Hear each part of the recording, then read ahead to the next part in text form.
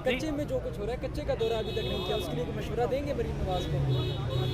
देखें वो पक्के का दौरा नहीं कर पा रही, कच्चे को उसने क्या करना है, ठीक है। 9 मई पक्के के ऊपर वो नाकाम हो चुकी है। 9 मई क्या और कच्चे के जो डाकू हैं ना जी, सबसे पहले तो अपने डाकू को पकड़े ना, और खुद जो डाकू में खुद सरेंडर करें, तो फिर कच्चे के डाकू को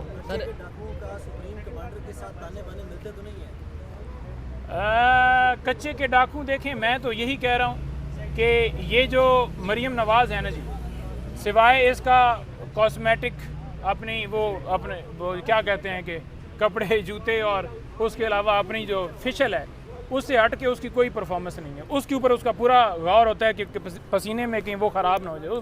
वो आप 24 घंटे देखेंगे तो बेहतरीन उसका मेकअप होगा, क्योंकि उनकी तवज्जो सिर्फ इसके ऊपर है कि वो नज़र कैसी आती हैं। लेकिन जो लोग वो क्या कहते हैं कि एक शक्ल जो है ना, उसको अगर कोई उसकी शक्ल पसंद करता है ना, या उसकी शक्ल को खूबसूरत है, तो लोग जो है उनके कामों की वजह से उस शक्ल से भी नफरत करते हैं।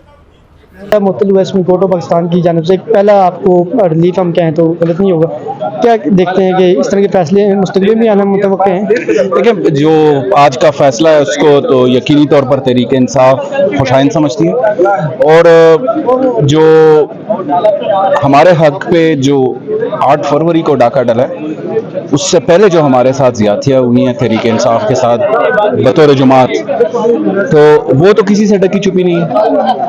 पाकिस्तान तहरीक इंसाफ ज़ेर ताब रही है, ज़ेर ताब है अभी भी, और वाहिद उम्मीद अदालतों से है। तो हम ये समझते हैं कि अदालतें जो है वो पाकिस्तान में इस तरह के बोल्ड डिसीजंस अगर करेगी, रूल ऑफ लॉ कायम होगा, वरना तो जो हमारी सूरत हाल है उसमें इकनॉमिक इंस्टेबिलिटी है, पॉलिटिकल इंस्टेबिलिटी है, इन्फ्लेशन बहुत ज़्यादा है, और आप देख लें बदअमनी है। इन सारी चीज़ों में वाहिद अब रास्ता है रूल ऑफ लॉ की।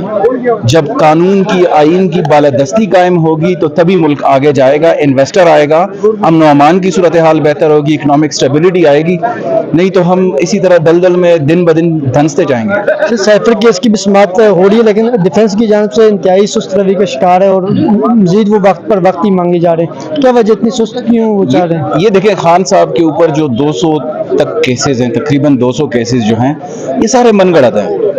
अब नेकेड आई से सबको नज़र आ रहा है कि ये केसेस बनते ही नहीं हैं। वो साइफर केस हो, अलकादिर ट्रस्ट हो, वो निकाह का केस हो, जितने भी हमारे कारकुनान के ऊपर जितने केसेस बने हैं, ये सब मनगढ़ंत केसेस हैं।